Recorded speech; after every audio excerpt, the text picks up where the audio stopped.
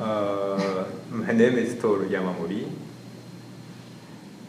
Born in Japan. Spent almost life in Japan, but currently I'm in the UK. Okay. Yes. Well, it depends on where you are. And I'm university professor in private university. That means my students came from relatively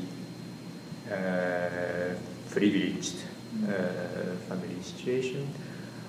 Although those people are suffering because there is huge pressure to young people to be employed in a good company, and in order to be employed in a good company, they have to have a contract, kind of contract when you are a university student.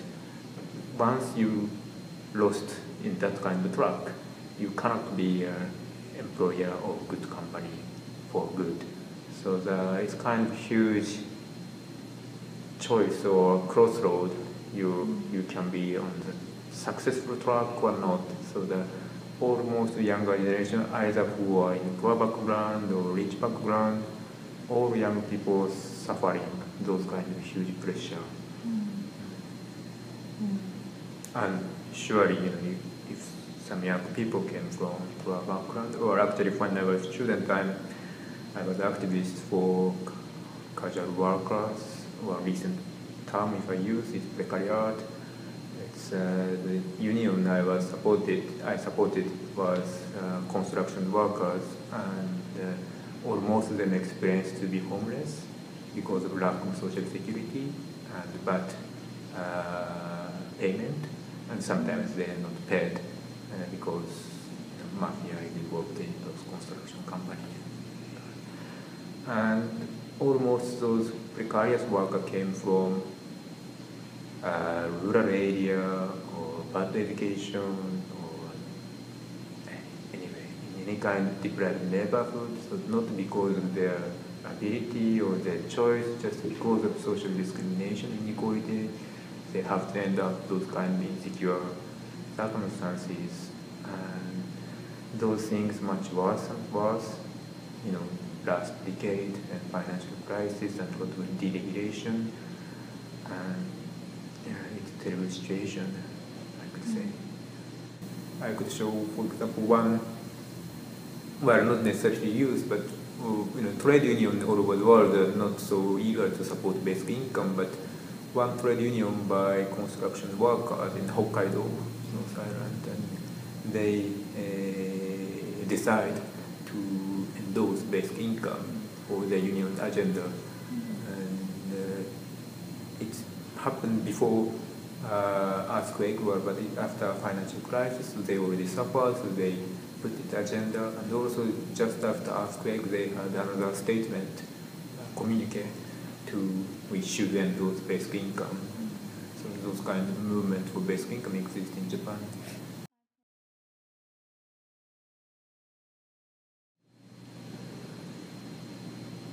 Well, I don't know, probably in Europe it's different, but I think South Korea and Japan is quite similar in terms of culture. And, even me and be kind of anti-work ethic sentiment dominated activism more than 20 years, but now I have 4-year-old son. Until 1 or 2 years ago, I kept telling him, I am responsible to put him to nursery and then go to my workplace. But on the way to nursery, he yawned. Well, he don't want to go nursery. He wants to be with me all the day. And I tended to say, I have to work. Otherwise, we end up in the street, or we can't eat our dinner. And that's kind of, well, I'm totally against those kind of ideas, but somehow people were surviving in that way, and those kind of whole culture is kind of depriving people.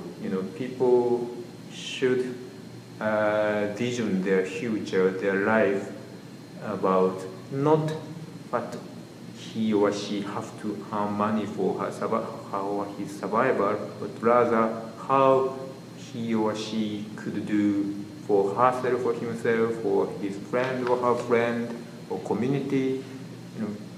Life should be like that. It's not about how to survive.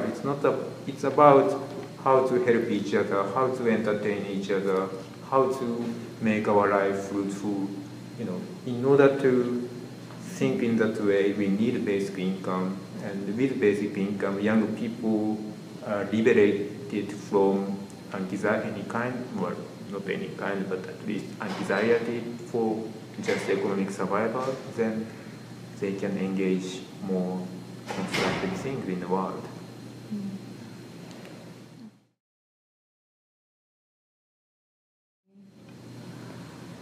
Well, it's a long story. I can tell you, well,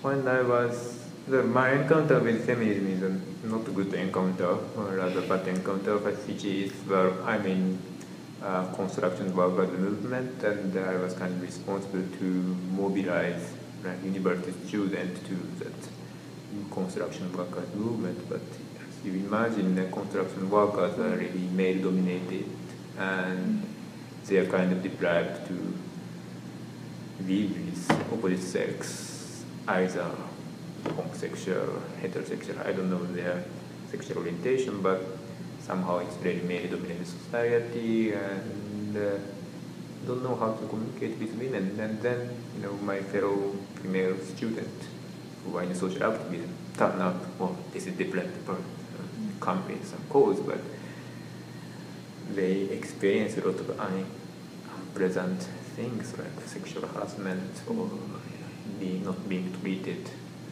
as a proper activist, or then, but as a part of those kind of precarious workers movement, it's sometimes not easy to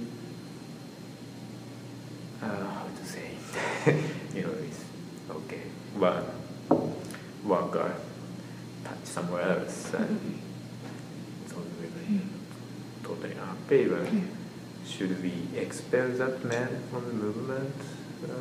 That kind of things. And, well, that kind of way I encounter feminism. It's not really easy way to live, and even I may criticize sometimes sexist the way I try to solve that issue.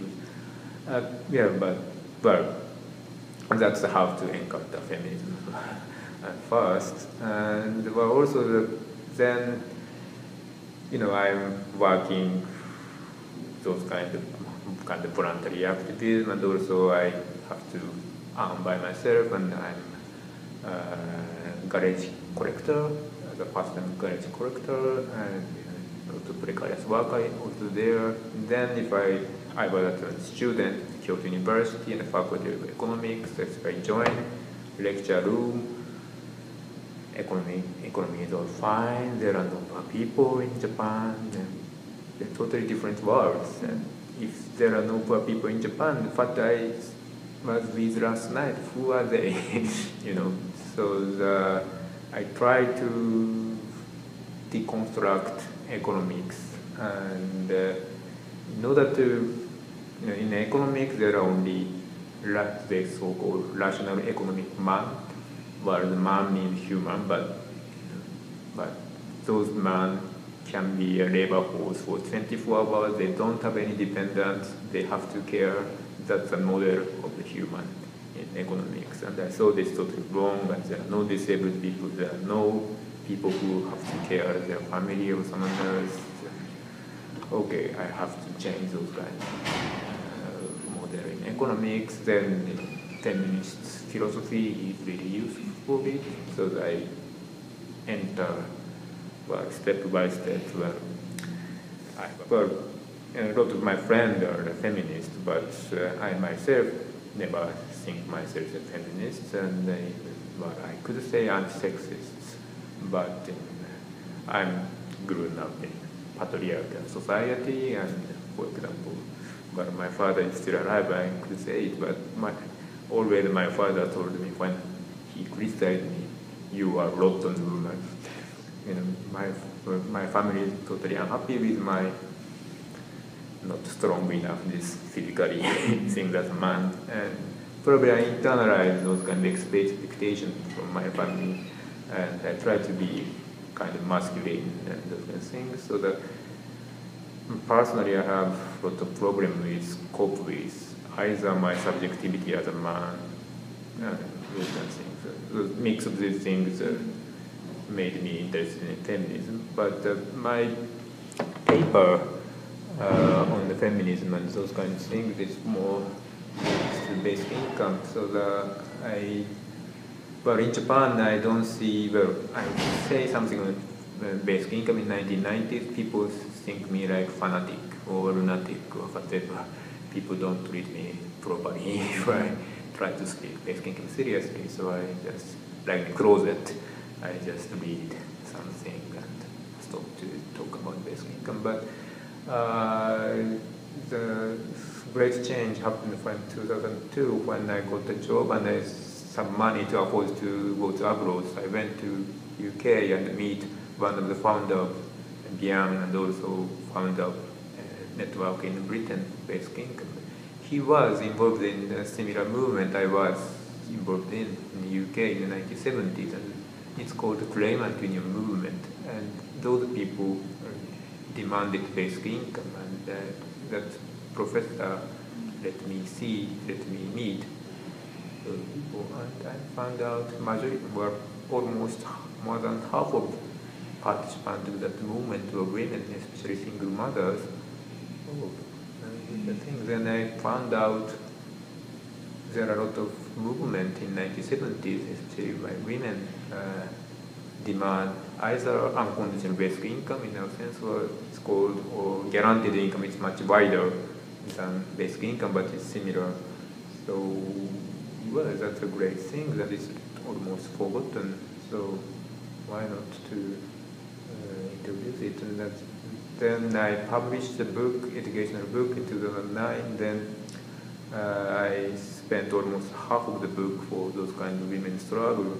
And then after that publication, some activists from like single mother activism contacted to me. So yeah, that's kind of way.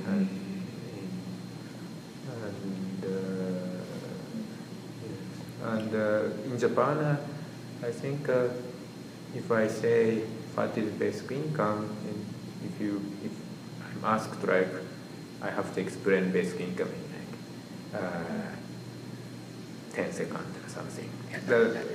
My answer is, it means now almost any family man are allowed to say who earn money. You know, it's a kind of magic word to shut other member of the families up. You know, but radical change caused by basic income is no one can say it anymore. If we have basic income, you know, people are free. So it liberates people from sexist nuclear family. So that's how I link feminism and basic income in a short way, and sex, well, not end, but at least economically make so-called dependent in household free from male-dominated structure of the family.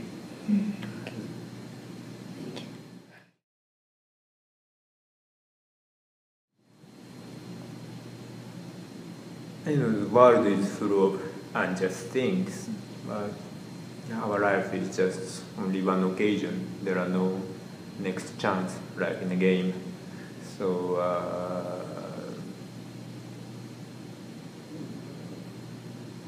there are a lot of disparate things, but still we can have hope. And I don't know the English word, but let's